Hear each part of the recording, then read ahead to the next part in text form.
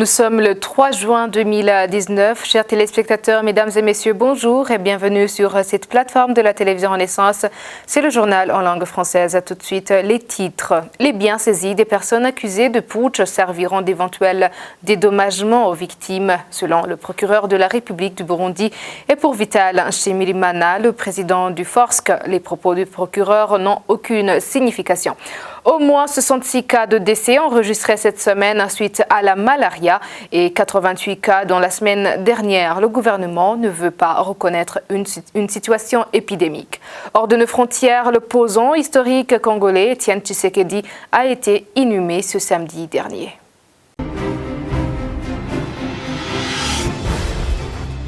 Bienvenue encore une fois dans ce journal. Page santé pour commencer. Plus de 180 000 personnes sont atteintes chaque semaine de la malaria dans tout le pays. Parmi elles, 66 cas de décès ont été déjà enregistrés cette semaine contre 88 cas la semaine dernière. Ces chiffres sont révélés par des sources proches du ministère de la Santé. Le gouvernement burundais ne veut pas reconnaître une situation épidémique. Le gouvernement du Burundi devrait déclarer l'épidémie de la malaria dans les meilleurs délais parce que tous les éléments sont réunis pour que le ministère de la Santé puisse déclarer cette épidémie. Dr Jean Minani, ancien ministre de la Santé publique au Burundi, précise les critères qui guident pour prendre une telle décision. Quel intérêt du gouvernement de s'abstenir à déclarer une épidémie de la malaria?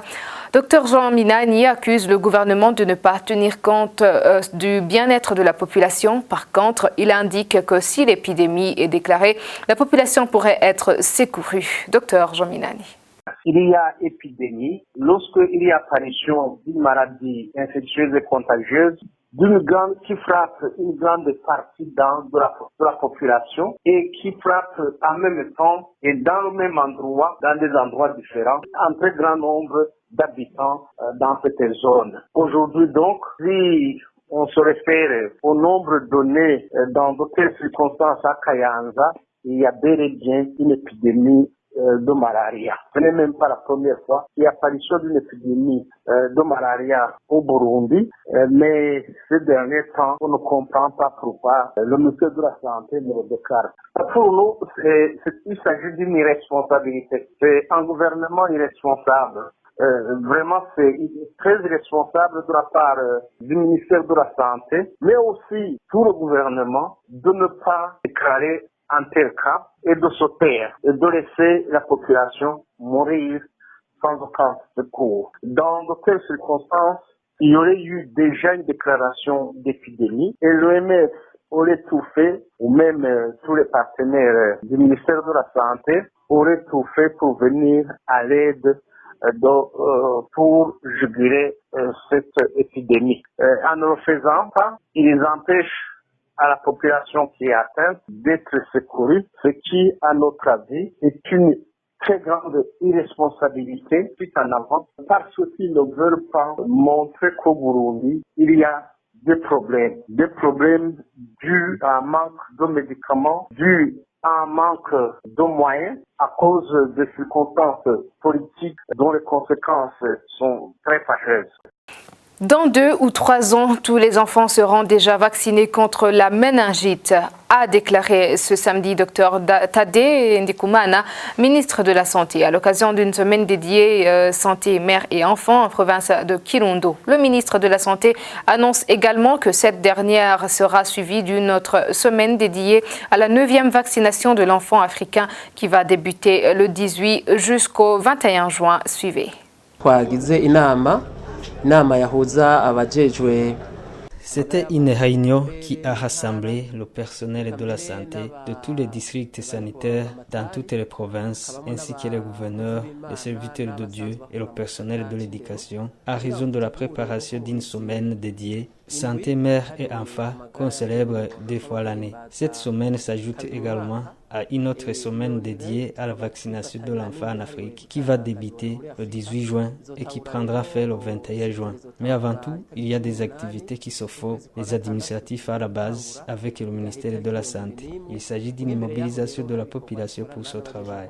Au niveau du ministère de la Santé, on est en train de voir comment ce travail peut se faire par les animateurs sanitaires. Les animateurs sanitaires. Et la semaine prochaine, on procédera à faire une enquête au niveau national sur toutes les collines, les enfants ayant reçu suffisamment de vaccins ou qui n'ont jamais été vaccinés. À côté de cela, 2 fois l'année, on donne des médicaments contre les amébioses pour tous les enfants et les gouttes de vitamine A. Voilà les médicaments que nous allons distribuer du 18 jusqu'au 21 juin. Mais ici, on a voulu changer de stratégie pour ce travail. Les administratifs à la base, les animateurs sanitaires et les chefs de colline feront un déplacement ménage par ménage pour identifier tous les enfants qui ont été vaccinés et ceux qui n'ont pas été vaccinés. Quitte à ce que d'ici 2 ou 3 ans, on aura atteint 100% des enfants vaccinés.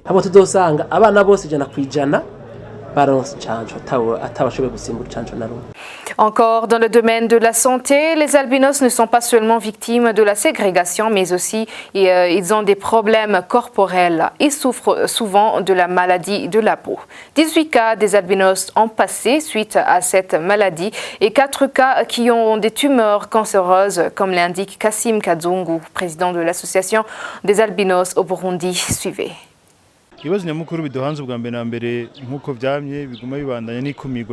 Les albinos sont souvent victimes de la ségrégation. C'est ça notre principal problème. Vous avez sans doute entendu le cas passé. Heureusement, on a trouvé des solutions. Ce que nous demanderions aux parents, c'est qu'ils sachent qu'un albinos est un enfant comme les autres, qu'ils cessent de nous ignorer. La seule différence, c'est la peau blanche seulement. Sinon, rien ne nous sommes incapables de faire. Le deuxième problème, c'est la maladie de la peau. Et nous souffrons tellement. On a 18 cas des albinos qui sont déjà morts à cause de cette maladie. Et ça, dans différentes provinces comme Ngodi, Gitega. On a aussi 12 cas d'enfants souffrant des tumeurs cancéreuses, ainsi que 4 qui souffrent simplement de cette maladie. Comme nous n'avons jamais cessé de crier au secours, nous supplions au gouvernement, comme il le fait toujours, de nous venir en aide et demander des frais de soins dans d'autres organisations comme l'OMS. Nous sommes conscients que c'est fatigant et cher pour le gouvernement, mais nous insistons qu'ils nous viennent en aide.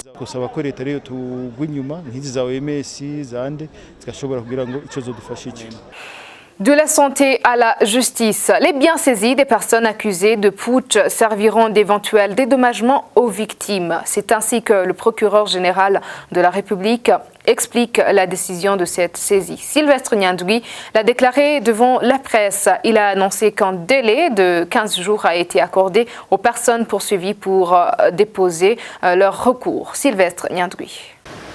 S'agissant de la mesure prise par le président de la Cour suprême, elle se passe de commentaires dans la mesure où l'ordonnance de saisie a été prise dans le cadre de l'exécution d'un jugement coulé en force de choses jugées et qui a été rendue dans le respect de toutes les garanties offertes par les lois nationales et internationales dans la conduite d'un procès. C'est donc justice qui a été rendue aux victimes qui ont droit à la réparation. Une certaine opinion est en train de désorienter l'opinion par la désinformation relativement à ces mesures en faisant une comparaison de celles-ci avec d'autres mesures qui avaient été prises par les autorités après les événements de 1972 qui ont endeuillé notre pays. Comme le dit un adage français, comparaison n'est pas raison. Je voudrais affirmer que ces mesures n'ont rien de similaire avec la mesure qui avait été prise après les événements de 1972. À cette époque, les autorités avaient décidé sur base d'un jugement fictif d'attribuer les biens des présumés auteurs à certains citoyens et dans la plupart des cas, il y avait simulation de vente par l'État. Même ceux qui n'étaient pas cités dans le soi-disant procès avaient vu leurs biens confisqués au profit des autres, ce qui n'est nullement le cas aujourd'hui. Les biens saisis à travers la mesure que le ministère public a prise ont été confiés à l'État qui les exploitera dans l'intérêt général et la mesure n'est que provisoire. Sans nul doute que celui qui sera acquitté par la Cour verra ses biens restitués. Je profite de cette occasion pour annoncer que tous ceux qui sont concernés par ces mesures ont un droit de recours devant les autorités respectives qui les ont prises et les recours seront analysés au cas par cas. Nous portons à la connaissance de tous ceux qui sont concernés par ces mesures qu'un délai de 15 jours à compter de ce vendredi 31 mai 2019 leur est accordé pour déposer leur recours devant l'autorité qui a pris la mesure les concernant. Nous portons à la connaissance des autorités administratives, des localités où se trouvent les biens saisis, que les seules personnes chargées d'exécuter ces mesures sont ceux qui sont dûment mandatés par le Parquet général de la République, la Cour suprême et le ministère ayant l'équipement dans ses attributions. Je vous remercie. Les propos du procureur général de la République n'ont aucune signification tant que les personnes poursuivies sont présumées innocentes. Maître Vital Nshimirimana, délégué général du Forum pour le renforcement de la société civile à FORSC, explique que tôt ou tard, les magistrats qui prennent ces mesures devront en répondre. Les arguments avancés par le procureur général de la République ne tiennent pas. D'abord, à supposer qu'il y ait eu un putsch et un mouvement insurrectionnel. Ça fait déjà 4 ans que ces faits allégués par le procureur général de la République se sont passés. Aujourd'hui, le parquet général de la République est supposé avoir terminé son enquête, identifié les auteurs des crimes et introduit des poursuites devant les juridictions compétentes, ce qui n'est pas le cas. En deuxième lieu, aujourd'hui, prétendre que on va saisir des biens parce que c'est en cas d'éventuel dédommagement, ce serait mettre les charrues devant les bœufs. Et parce que d'abord, il y a le principe de la présomption d'innocence qui est un principe sacro-saint. Et puis, il y a également le principe de la propriété qui est un droit fondamental inaliénable. Donc, la personne poursuivie, sous quelque titre que ce soit, ne saurait voir ses biens ou sa propriété spoliée ou privatisée par l'État avant qu'elle ne soit condamnée. Enfin, nous voyons que le procureur général de la République prétend que ce serait pour protéger les biens des personnes concernées. Tout d'abord, nous disons que c'est un porte-à-faux. Et d'ailleurs, aujourd'hui, nous considérons que ce ne serait pas une justification pour l'État de dire que ce sont des biens des personnes poursuivies qui vont contribuer au développement du pays. Ce serait une spoliation pure et simple. En bref, et nous considérons que tout ce qui se dit, tout ce qui est justifié par le procureur général de la République ne peut pas ôter de la casquette de spoliation de cette mesure et ceci engage les autorités zélées qui prennent ces mesures, qui devront en répondre lorsque la personne qui les incite à persécuter les compatriotes n'aura plus de pouvoir. À l'international, enfin, Étienne Tshisekedi a été inhumé samedi dernier. L'opposant historique congolais a été enterré après 3 jours de deuil à Kinshasa.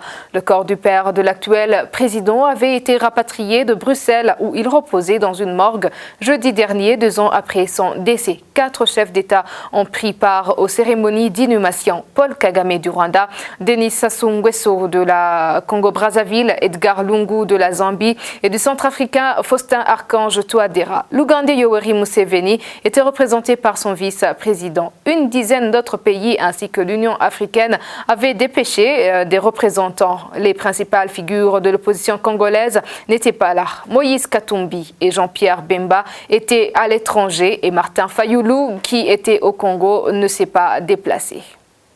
Revenons dans notre pays pour parler du cinéma. La jeunesse burundaise devrait s'intéresser beaucoup au cinéma. Aujourd'hui, où le cinéma tient une première place au monde, elle devrait en outre savoir que dans la production du cinéma, elle peut donner son point de vue dans le développement et autres pouvant construire le pays. L'annonce est faite par Ngabo Léonce faite par Léonce Ngabo ce samedi lors d'un lancement officiel du 11e Festicab au Burundi. Urazi muri iyi minsi abantu benshi barara amateleviziyo kubera amasanamu abantu barumva n'ingoga. Actuellement, beaucoup de gens regardent de la télé. Ils reçoivent des infos par les images et comprennent très rapidement. Ce système d'utilisation des images se trouve partout au monde. Le cinéma tient une première place mondiale. Depuis 2009 jusqu'à nos jours, nous avons vu que les organisations gouvernementales et non gouvernementales ont plus besoin des gens qui savent comment on fait des rapports via le cinéma, les vidéos publicitaires, etc. La jeunesse burundaise a besoin d'apprendre une nouvelle technologie. Le Festicab ne fait que mobiliser la jeunesse pour s'intégrer dans la production du cinéma. Nous mobilisons la jeunesse également de savoir que dans la production du cinéma, cette dernière a une grande part dans le partage des idées, dans le développement, dans la recherche de la paix ou dans toutes choses qui peuvent servir à construire le Burundi. Mu iterambere eka no mu bintu by'amahoro canke mu bintu byose bishobora kubaka Burundi. Et maintenant, page sport. Pour clore ce journal, la Fédération du football du Burundi, FFB, est en train de moderniser les terrains de football en y mettant du gazon synthétique. C'est la déclaration du Révérien Dikuliyo, président de la dite fédération. Il a aussi révélé que maintenant, la plateforme Y-Scout analyse tous les matchs de football de la compétition du championnat au Burundi. On l'écoute. Un joueur de l'équipe nationale ne peut pas jouer sur un terrain non synthétique.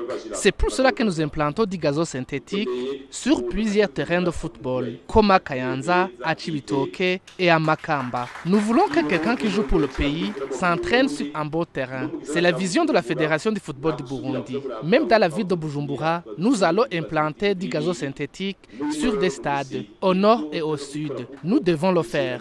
C'est notre devoir. Nous collaborons avec la plateforme Y-Scout qui analyse les matchs de football.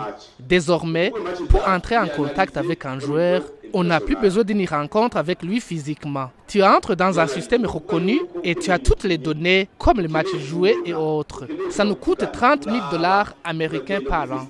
Mais nous devons être dans la cour des grands. Jouer avec de grandes nations de football pour ses préparatifs à la CAN est un choix à double tranchant pour les Intamba Murugamba. L'équipe nationale de football s'est envolée dimanche pour le Qatar où elle va rencontrer la Tunisie et l'Algérie en matchs amicaux. Pour Désiré Hatungimana, journaliste sportif à la radio Inzamba, les Hirondelles auraient dû chercher une équipe un peu plus faible pour que les joueurs partent confiants à CAN. Faire des matchs amicaux, c'est toujours bon pour une équipe qui se prépare pour une grande compétition comme la CAN. Je crois que le Burundi a choisi deux équipes, deux nations. Ce ne sont pas des nations simples, je dirais.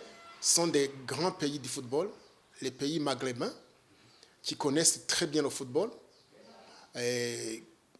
qui sont bien classés au niveau FIFA. La Tunisie, d'ailleurs, aujourd'hui, occupe la deuxième place. Jouer contre l'Algérie, je pense que c'est une arme à double tranchant.